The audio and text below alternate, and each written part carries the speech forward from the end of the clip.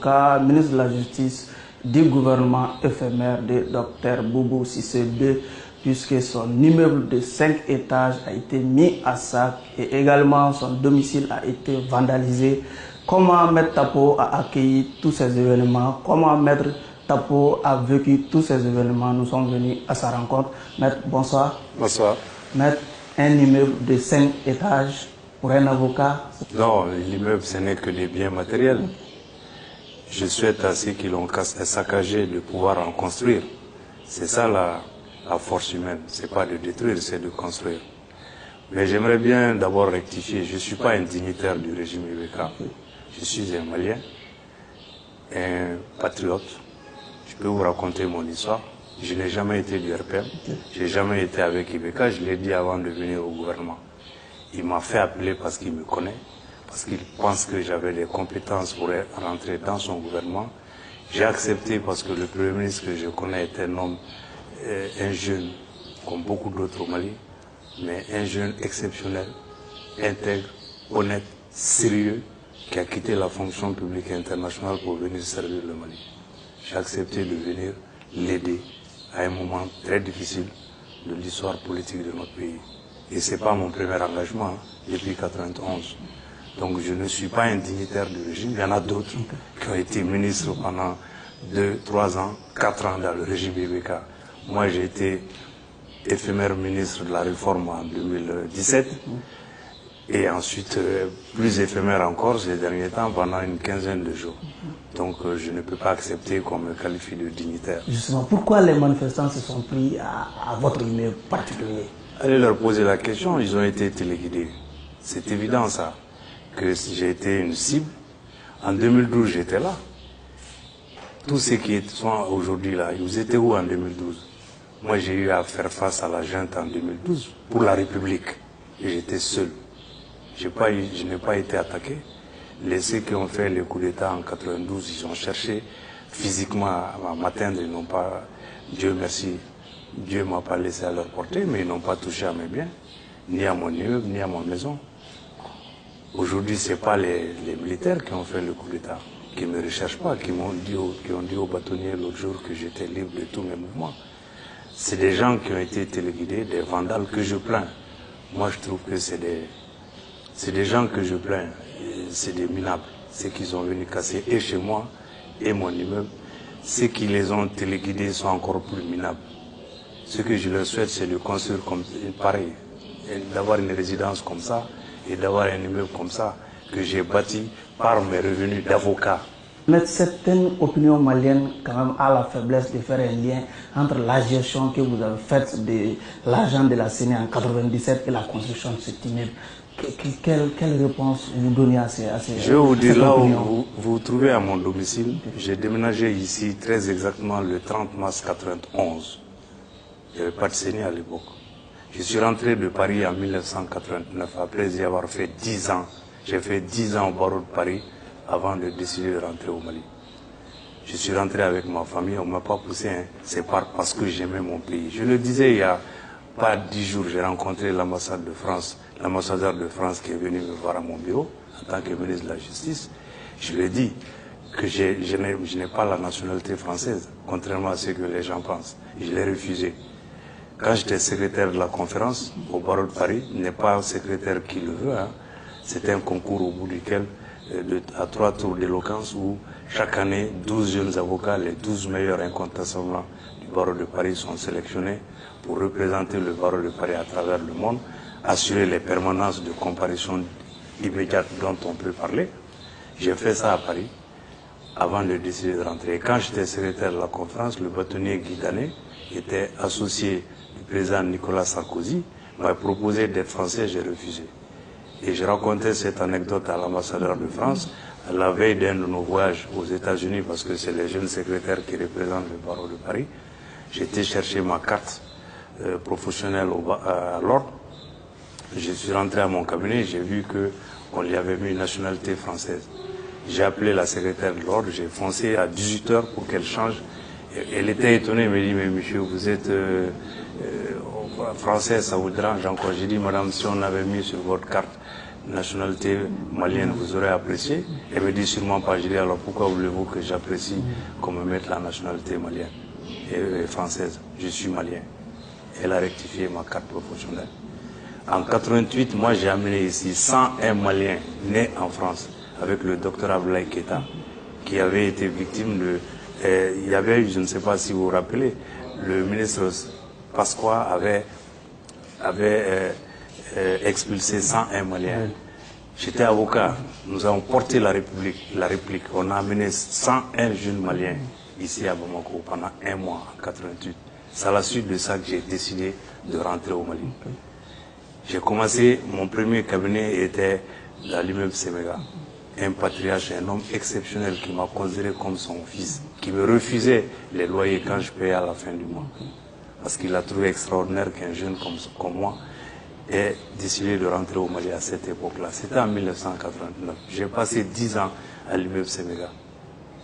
Ensuite, j'ai transféré à l'immeuble Babemba où j'ai fait venir Michel Fausto, c'est un Camerounais, un entrepreneur camerounais, c'est moi qui l'ai fait venir au Mali. Il m'a vendu le premier étage, mes bureaux étaient au premier étage du Babemba. Je l'ai acheté avec un prêt bancaire de la BICIM. Moi, je peux justifier toutes mes acquisitions. Okay. Et c'est mes bureaux que j'ai vendus. C'est avant 1997 déjà? Non, ça c'était en 2010. 2010. J'arrive. 2010, comment j'ai fait cet immeuble-là? J'étais propriétaire de mes bureaux à l'immeuble Babemba. Michel Fausto m'a demandé de le recéder parce qu'il voulait vendre l'immeuble. Donc j'ai cédé mes bureaux et j'ai cherché un terrain. J'ai dit je ne vais pas quitter Bamako parce que ça faisait 20 ans que j'étais à Bamako. Mais moi je n'avais aucune arrogance, aucune intention de faire mal à qui que ce soit. J'ai construit parce que j'aimais ce quartier-là. J'aurais pu aller à l'ACI. J'ai décidé de rester à Bamako. Évidemment, j'ai eu beaucoup de mal déjà dans la construction de l'immeuble. Ceux qui ont pillé chez moi, je sais, moi je les plains. Je les plains. Parce qu'ils n'ont pas pensé à ceux qui travaillent dans l'immeuble. Il y a leurs enfants qui travaillent dans l'immeuble. Ma fille en emploie. Et ma femme emploie des gens dans son salon. Mon cabinet employait des gens. Il y a le cabinet de maître, il y a un notaire qui employait des gens. Il y a une centaine de personnes qui travaillent dans cet immeuble-là. Ils ont pensé à eux, à leur famille. Quand vous dites que ce vandalisme-là est l'œuvre des personnes téléguidées par qui, maître? Téléguidées par les leaders du M5. Vous avez entendu les messages de Bathily, de Mohamed Ali Bathily? L'ancien ministre de la Justice. L'ancien ministre de la Justice, vous croyez que c'est digne d'un responsable? Maître, qu'est-ce qu'il a dit? Le message que j'ai reçu, je cherche la vidéo où il a invité les gens à aller casser mon immeuble et à casser chez moi, en disant que je vais quitter le Mali s'ils font ça. Mais si les noms qui viennent revendiquer aujourd'hui, qu'est-ce que le M5 me reproche? D'avoir en 10 jours, le ministre de la Justice essayé de rétablir l'ordre, de faire ce que Bathily n'a pas pu faire en 1 année et demie au ministère de la Justice. Les magistrats sont témoins. Quand en moins de 10 jours, j'ai remembré la Cour suprême. Ça faisait 3 ans que la Cour suprême n'avait pas de vice-président. Ça fait plus d'1 an, il n'avait pas de président. La Cour constitutionnelle, j'ai les remembré en quelques jours. Les indemnités de judicature des magistrats. Les magistrats ont fait des grèves depuis sous Bathily. Ça n'a pas été réglé. Je l'ai réglé en moins de 10 jours. D'autres problèmes des magistrats, parce qu'on se connaît à la justice. Donc, mais si on me reproche d'avoir rétabli les comparutions immédiates, d'avoir dit que ceux qui ont saccagé vont en répondre, mais je le maintiens, je le répète encore. S'ils sont des hommes qui viennent revendiquer ce qu'ils ont fait chez moi, c'est de la lâcheté. C'est lâche de se cacher dans la foule. Que Bathily vienne revendiquer la casse chez moi, s'il est un homme. Mais il a ce qui est plus insidieux de sa part, justement, c'est de dire qu'en 1997, on m'a donné 16 milliards à la CENI. Évidemment, quand tu dis ça, les gens ont l'impression que j'ai construit ma maison avec cet argent-là. Mais lui, il a logé chez moi ici, M. Ali Bathily. En 1991, quand ATT l'a chassé de son directeur de cabinet. Il était directeur de cabinet pendant la transition d'ATT. ATT l'a chassé. C'est moi qui l'ai recueilli ici. Il habitait dans cette maison-là en 91, monsieur. Il allait dans cette piscine-là en 91. La CENI, c'était en 97. Cette maison-là était là en 91. Il le sait, lui, puisqu'il y a habité. il ose dire qu'on m'a donné, que j'ai distribué 4 milliards à des magistrats, il était là. Est-ce que vous avez confié ça à Bathily? C'est de la stupidité. Il est tellement stupide. Vous le voyez, son visage, à quoi il ressemble. Vous voyez à quoi il ressemble. Vous me voyez distribuer 4 milliards à des magistrats. Il n'a qu'à les nommer. Et je vous dis, monsieur, qui était ministre des Finances à l'époque? Vous saviez? C'était un certain Soumaïla Cissé. Vous croyez que Soumaïla Cissé va prendre 16 milliards, me le donner comme ça? Que je vais avoir 4 milliards à distribuer à des magistrats en sa présence à lui, Bathily? Non, mais en réalité, c'est qu'en 97, quand j'étais à la CENI, j'étais bâtonnier lors des avocats. Bathily a voulu être avocat. Mon secrétaire général, paix à son nom, Seydou Maïga, qui assurait l'intérim, a refusé de l'inscrire au barreau. Il est venu me voir, parce que là, il avait déjà quitté le Mali, il était en France. Je lui ai dit d'aller voir Seydou Maïga, qui était bâtonnier à l'intérimaire, qui a refusé de l'inscrire parce qu'il ne remplissait pas les conditions. Le magistrat, il a voulu être avocat. C'est après mon bâtonnat, il sait comment il a été avocat. Mais sous mon bâtonnat, vous l'avez pistonné alors? Non, c'est pas moi, je vous dis, mon bâtonnier intérimaire a refusé de le nommer au barreau parce qu'il ne remplissait pas les conditions. Il était magistrat, il n'a jamais exercé. Avocat, il a exercé 1 ou 2 années chez Maître Bouagatsé, qu'il a mis à la porte également. Il a quitté comment Dakar, parce qu'il a dit qu'on se connaît. Maintenant, je viens sur le terrain politique, je vais lui répondre à Mohamed Bathily. Les Maliens vont savoir qui il est. Il a été renvoyé de Dakar ambassadeur, il sait comment.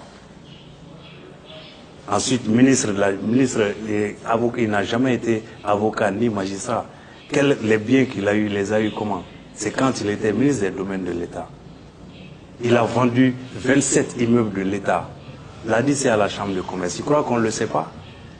Tout c'est plastronné à la télé, mais ce qu'il a fait, il le sait. Les magistrats le savent, ce qu'il a fait à la justice. Il va en répondre. Mais c'est pour ce qui me concerne. Les appels à la haine qu'il a fait, qu'ils viennent revendiquer la casse de mon domicile. Mais est-ce que vous n'êtes pas un peu sévère envers Mohamed Ali Bathily quand on sait que le mardi dernier, ce n'était pas Mohamed Ali Bathily qui était au monument de l'indépendance? Mais monsieur, c'est une suite. Vous voyez les images, il a passé un meeting sur moi à la place de l'indépendance. Ça, ces vidéos-là existent.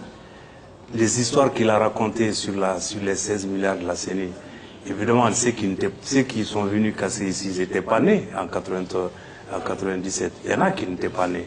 Quand tu leur racontes ça, ils ont effectivement l'impression que j'ai volé l'argent public. Moi, quand je rentrais ici, j'ai répondu à Mariko. Quand je rentrais en 89 ici au Mali, j'ai acheté ce terrain-là en 88. J'ai commencé à construire, j'ai déménagé ici en 91. J'ai amené ma voiture, une Renault 25, c'était la voiture officielle en France de François Mitterrand. Moi, j'ai pas fui la France pour venir. J'y ai travaillé pendant 10 ans et au plus haut niveau. J'ai eu un beau cabinet à Paris que j'ai abandonné pour venir au Mali parce que c'est mon pays, parce que j'aime le Mali. Et je n'ai pas varié de ça. En 91, j'ai participé à la conférence nationale. Bathily était directeur du cabinet de ATT avant qu'il ne soit remercié par ATT. D'où son aigreur contre ATT. Son aigreur contre Ibeka, c'est quoi? C'est parce qu'il a quitté le gouvernement. Moi, j'ai fait 7 mois en 2017. Vous m'avez entendu quand j'ai quitté le gouvernement, vous m'avez entendu critiquer Ibeka, vous m'avez entendu l'insulter une seule fois. Non, moi j'ai une dignité. J'ai une dignité, moi. Lui, ce qu'il n'a pas supporté, c'est d'avoir été remercié par ATT 1. Il en a fait son ennemi. D'avoir été remercié après 4 ans quand même dans le gouvernement, plus de 4 ans. Et les saccages qu'il a fait, il le sait. Mais dès qu'il a quitté le gouvernement, il a commencé à s'attaquer à Ibeka. Vous croyez que c'est digne ça des Maliens? Non, monsieur. Donc c'est lui qui a fait cibler mon domicile. Mais moi, je vais reconstruire. Inch'Allah. Inch'Allah, je vais reconstruire et chez moi et mon immeuble. Mais lui, il va reconstruire avec quoi s'il n'est pas au gouvernement? Il a un immeuble à l'ACI, il a eu comment? Pas ses revenus d'avocat, qu'il vienne justifier une seule affaire qui puisse le permettre de construire à l'ACI. C'est quand il était au domaine de l'État. Il a vendu les biens de l'État. Il y a combien d'immeubles qu'il a vendus? Il va en répondre. Je ne voulais pas me mettre à son niveau. Je ne me suis pas mis à son niveau, mais maintenant, je vais me mettre à son niveau, puisque c'est comme ça qu'il faut faire la politique. J'en sais d'autres et il le sait. Je le connais effectivement depuis 1990. Je dirais aux Maliens qui il est maintenant. Parce que c'est lui qui m'a invectivé, qui m'a traité de tout, de voleur, de tout ce que vous pouvez imaginer. vis-à-vis de ces jeunes-là, c'est malhonnête. C'est malhonnête parce qu'effectivement, lui, il me connaît. Quand il habitait ici, je n'étais pas à la CENI. Ça, il le sait. Pourquoi il ne l'a pas dit? Pourquoi il ne l'a pas dit en assistant à la distribution des 4 milliards là? Il était où? Il faisait quoi à ce moment-là? Si j'ai fait ça, c'est qu'il est complice. Il n'a pas dénoncé ça. Combien il a pris dans les 4 milliards alors? Non, mais est-ce que c'est sérieux? Vous trouvez que c'est sérieux ça? Vous pensez que Soumaïla Cissé va prendre 16 milliards me le donner pour organiser des élections? Oui, mais mettre un immeuble de 5 étages pour un avocat, comme vous l'avez si bien dit, les gens ont envie de savoir comment vous avez pu construire cet immeuble. Mais monsieur, moi je travaille moi. J'ai gagné des honoraires. Je ne suis pas Bachili moi. J'ai la prétention d'avoir créé le plus grand cabinet dans ce pays-là. J'ai la prétention d'avoir eu les meilleures, les plus belles affaires au Mali. Avant d'être là, je vous l'ai dit, j'ai fait 10 ans à Paris. Quand je venais ici, j'ai acheté ici, quelqu'un me l'a acheté, c'était des biens publics. Est-ce qu'avant 1996, j'ai eu affaire à l'argent public? Non, jamais. À part la série, comme il l'a dit, la réforme de l'État, je le défie que quelqu'un vienne me dire qu'on m'a donné 1 franc pour la réforme de l'État. Je n'ai pas reçu 1 franc. Le budget de mon ministère, tout entier, fonctionnement et tout, c'était 300 millions. Je pouvais l'avancer moi-même, Dieu merci. Lui, il a géré des milliards au domaine de l'État. Des milliards. Ça, il n'en parle pas.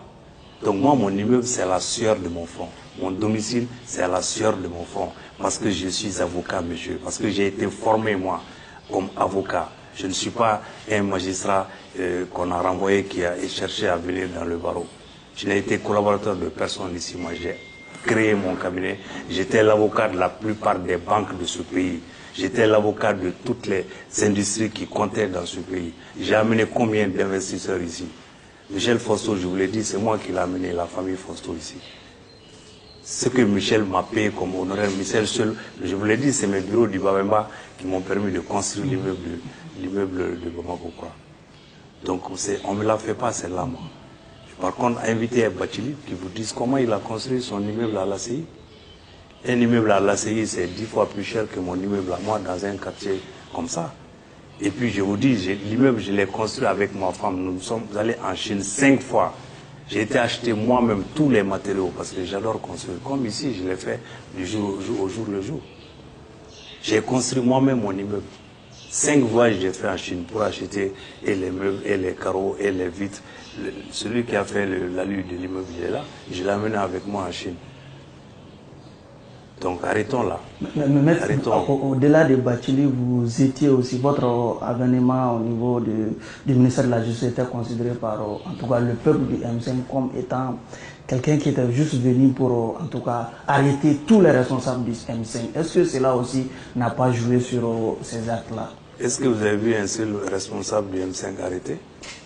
Pendant le temps que j'étais là, est-ce qu'on a arrêté un seul responsable du M5? Les jeunes ont été arrêtés, les primes des magistrats ont été payées. Les gens ont vu en cela comme un processus quand même qui peut conduire à l'arrestation de tous les responsables du M5. Ça peut conduire, ils n'ont pas été arrêtés, soyons sérieux. C'est ce qu'ils voulaient peut-être. Mais moi, je n'arrête personne. C'est les gens qui se font arrêter par la justice. Le ministre de la Justice n'arrête personne. Je l'ai dit bien au contraire. Moi, j'ai été formé, monsieur. Je suis un professionnel. J'ai rétabli les comparutions immédiates pour que les gens soient jugés de ce qu'ils ont fait par des juges au siège. J'ai interdit au procureur de garder les gens plus de 48 heures. Le procureur dépend du ministre. J'aurais pu, avec la législation actuelle, un procureur peut garder quelqu'un 3 mois, 4 mois et audiencer pour le juger. J'ai dit non. Si vous prenez les gens en flagrant délit, vous les faites juger par un magistrat du siège. Je défie quiconque de dire que je suis intervenu auprès d'un seul magistrat dans le cadre de ces procédures de flagrant délit.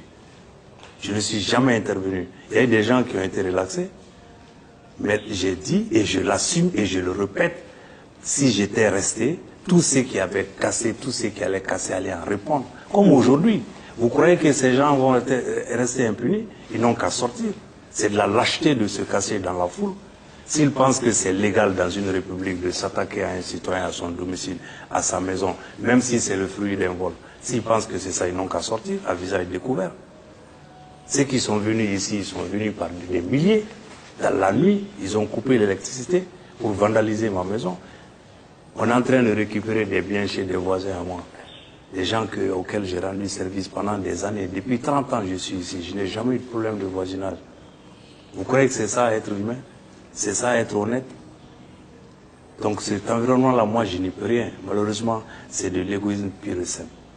On ne peut pas dire parce que j'ai été 10 jours ministre et que j'ai voulu rétablir l'ordre que j'ai mérité ça. Non, ce n'est pas vrai. On ne peut pas me dire ça. Parce que la loi, je ne l'ai pas faite. Elle n'a pas changé, elle ne changera pas. Ceux qui vont continuer à casser là, si on les attrape, ils vont répondre devant la loi. Okay. Mais est-ce que vous avez déjà pris contact avec l'agent qui a les rênes du pouvoir au Mali aujourd'hui pour une éventuelle réhabilitation et de l'immeuble de votre domicile? Non, moi j'ai pris contact avec personne. Le bâtonnier de Paris a immédiatement réagi parce que j'étais avocat au barreau de Paris. Le bâtonnier du Mali s'est rendu à Kati, effectivement, et l'agent l'a rassuré que je n'étais ni recherché, donc c'est ni recherché avant ni après, que j'étais donc libre de mes mouvements. C'est pour ça que vous me voyez là.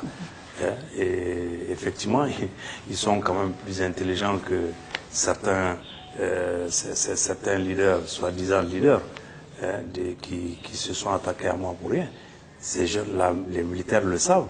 C'est pas en 10 jours d'avoir été ministre de la Justice que je peux encourir, je ne sais où, risquer une quelconque arrestation.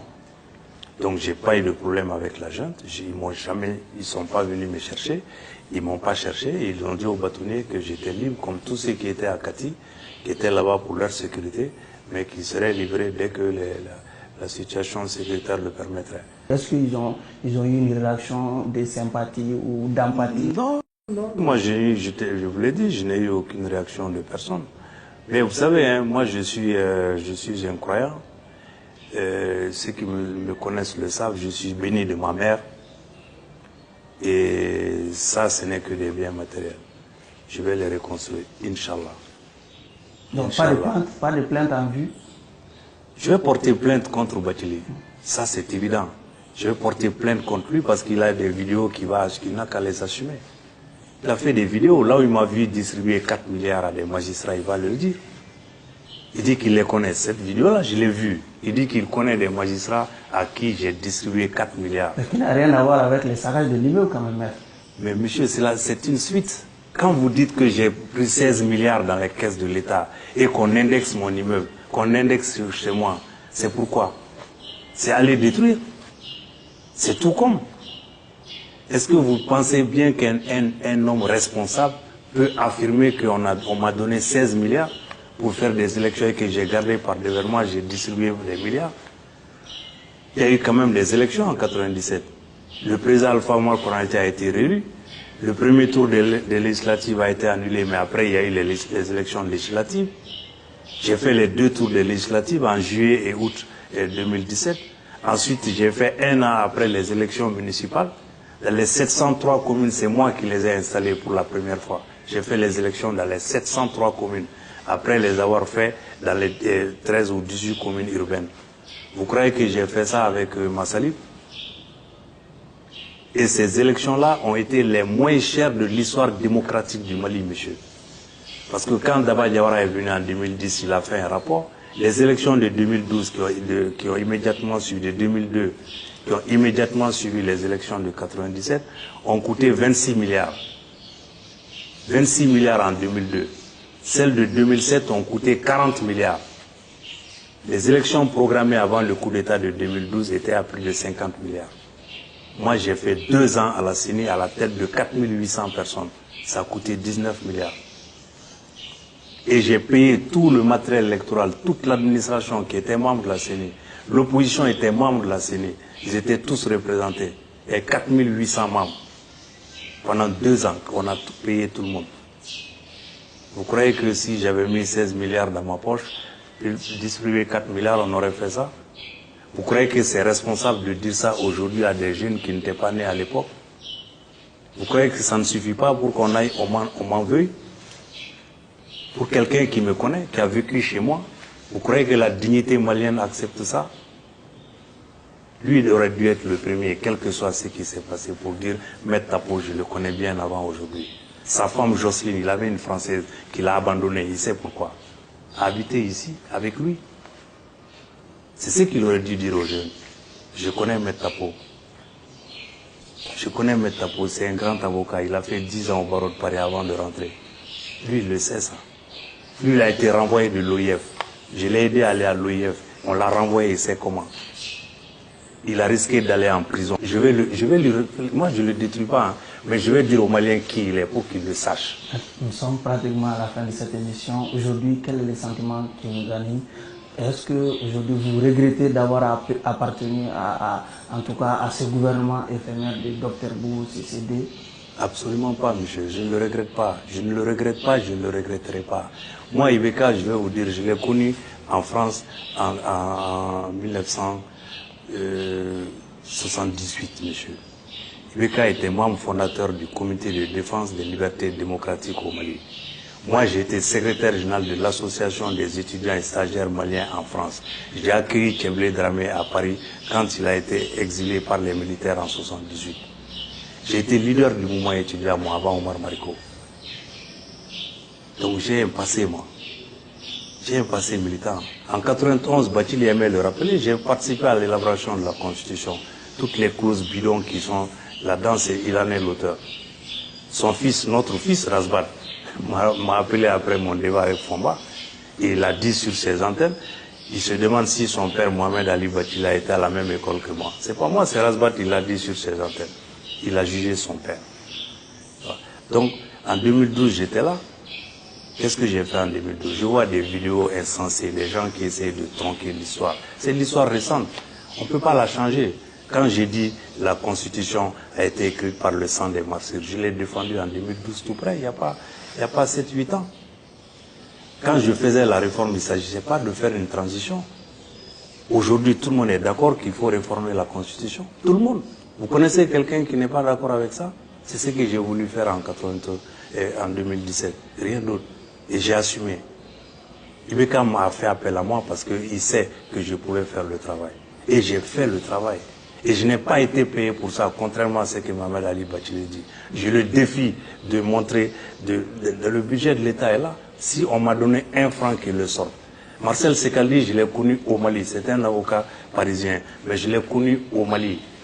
Parce qu'il était l'avocat des victimes des drames de la Mecque. Vous lui avez donné 300 millions pour écrire une constitution? Je ne lui ai pas donné 1 centime, monsieur. Je n'ai pas donné 1 centime à Marcel Sekaldi. C'est de la diffamation, c'est de la délation. Non, je t'ai dit, je ne l'ai pas désigné. C'est pas moi qui l'ai désigné, je ne lui ai pas donné 1 franc. Je l'ai trouvé avocat de l'État malien, monsieur. Je l'ai connu en tant qu'avocat de l'État malien. C'est l'État malien qui l'a payé pour ce qu'il a fait. Moi, je n'ai pas donné 1 centime à Marcel Sekaldi parce que simplement, on ne m'a pas donné 1 centime pour faire la réforme. Je le dis haut et fort et c'est vérifiable. Si demain on vérifie que j'ai donné 1 franc à Marcel, j'en réponds. Non, c'est de l'amalgame qui est fait volontairement pour attirer la haine sur une personne. C'est tout. En vous regardant, en vous écoutant, on a l'impression que vous pardonnez déjà à ceux qui ont vandalisé vos biens privés, mais les commanditaires, non. Non, moi je les plains. Honnêtement, je vous dis, je les plains tous. Parce que c'est pas ça la République. C'est pas ça le savoir-vivre. C'est pas ça la dignité du Malien. Moi, mes enfants ne vont jamais s'attaquer à un voisin, quel qu'il soit. Je leur ai donné une autre éducation. Mon fils, mon dernier garçon, est venu d'Atlanta. Le 18, c'était son anniversaire. Il préparait la fête de son anniversaire. À 21 ans, il est ingénieur en énergie renouvelable. 21 ans. Il a fait ses études à Atlanta. Lui, il n'aurait jamais cassé chez quelqu'un. Ma fille qui est là, qui gère mon immeuble, elle a son restaurant là-bas. Elle travaille à la Banque mondiale. Elle a étudié à Atlanta et à Montréal. Je m'apprêtais à aller à Montréal, justement. J'ai entendu que j'ai fui pour aller à Montréal. Justement, je suis en train de construire à Montréal. Ce n'est pas en tant que ministre. Il y a 5 mois que j'ai commencé à faire un immeuble à Montréal, parce que j'ai vendu un de mes immeubles à Paris, parce que mes enfants vont transférer à Montréal. J'avais 2 immeubles à Paris, monsieur, que j'ai achetés en 92 et en 94. Ceux qui font des vidéos de Paris, là, ils n'ont qu'à faire pareil. Qu'ils aillent vérifier au cadastre de Versailles. Je suis dans les Yvelines, à Sartrouville. J'ai 2 appartements à Sartrouville. J'ai vendu un pour acheter à Montréal parce que mes enfants vont transférer là-bas. Et ça, ce n'est pas des biens publics, là. Ce n'est pas des biens du Mali. Il n'y avait pas la CENI en 92. Pendant la CENI, il y a quelqu'un qui a écrit qu'un membre influent de la CENI a un immeuble à Paris. Il y a un membre de la CENI qui m'a interpellé. J'ai dit, membre influent, il peut en avoir plus que son président. Il m'a dit non. J'ai dit, bon, je n'ai pas un, j'ai 2 appartements dans la banlieue est de Paris. Le premier, je l'ai acheté en 92, le deuxième en 94. Allez vérifier au cadastre de Versailles. Ceux qui font des vidéos à Paris pour demander à venir saccager chez moi, qu'ils aillent à Versailles, à côté, au cadastre de Versailles. Ils n'ont qu'à taper Kassoum Tapo. Ils verront ma propriété, la date. Il n'y a pas de faux cadastre là-bas. Il n'y a pas de bâtiment là-bas pour trafiquer les cadavres. Donc, c'est des biens que j'ai achetés par ma soeur, mon travail. On peut être milliardaire. Il y a des milliardaires qui ont travaillé. J'ai le droit d'être milliardaire. Je n'ai pas volé, j'ai travaillé. L'argent de la CENI, là, même si j'avais volé ça, vous croyez que ça aurait continué à me faire vivre 20 ans, 30 ans après? Bachili le sait, lui qui a volé. Il n'a plus rien. Il a été reçu par Ibeka récemment, et c'est à sa demande. Les vidéos sont là, Ibeka lui a donné que 10 millions. 10 pauvres millions, il est parti, il a laissé son téléphone et son sac. On l'a couru pour le rattraper et lui donner. Ceux qui l'ont fait, je les connais, il les connaît. Ah, moi, je ne suis, Dieu merci, je ne suis pas à ça près. Je n'ai pas été dans le gouvernement Ibeka pour avoir 10 millions ou 20 millions. Ibeka ne m'a pas donné un centime. Je l'ai dit, c'est parce que ce n'est pas ce qui nous lie. Ce qui nous lie, c'est déjà ces liens, comme je vous l'ai dit, militants à Paris. Ibeka, je l'ai dit, je le répète, c'est un patriote. Qu'on le veuille ou non, l'histoire va juger chacun d'entre nous. Ce n'est pas d'aujourd'hui. Le CDLDM, quand ça se faisait, beaucoup de gens n'étaient pas nés, je vous l'ai dit, en 78. Comité de défense des libertés démocratiques au Mali. Ibeka en était le secrétaire général. Tati, le frère de Modibo Keïta, était le président. Donc arrêtez là. Maître, comment vous voyez la sortie des crises? Comme dernier mot. Ceux qui nous ont mis dans cette crise-là n'ont qu'à nous en sortir.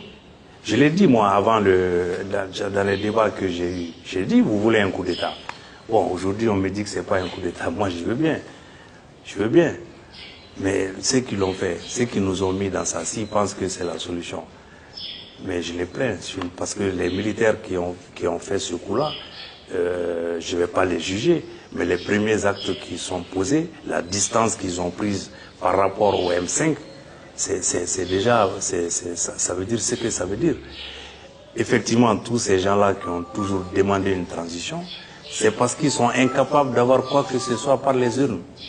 Nous allons aller dans 3 ans. Moi, je suis parfaitement d'accord avec une transition de 3 ans, pourvu que ça fasse une refondation du Mali, que les mentalités changent, que le Malien change, qu'on redevienne républicain, patriote, qu'on redevienne simplement digne, qu'on retrouve notre dignité. Et puis après, qu'on aille aux élections. Depuis 91, c'est les mêmes. C'est les mêmes qui ont 2%, 1% aux élections, qui demandent la transition. Moi, je n'ai jamais demandé de transition. Je ne demanderai pas. Parce que je sais que j'ai une base chez moi, mon petit. J'ai été pendant 10 ans député. J'ai été élu au premier tour. Pourtant, je ne suis pas chef de parti. Il y a des chefs de parti qui n'osent pas affronter le scrutin populaire et qui après excitent les gens. Mais on va se retrouver sur le terrain des élections. Et on verra bien. Donc j'espère qu'ils vont nous faire sortir de cette crise. En tous les cas, le Mali va continuer à exister. Merci. Voilà. Je vous en prie. Merci d'avoir accepté de nous recevoir ici chez vous. Ainsi prend fin cette interview. Notre invité était Maître Kassoum Tapo, ancien ministre de la Justice.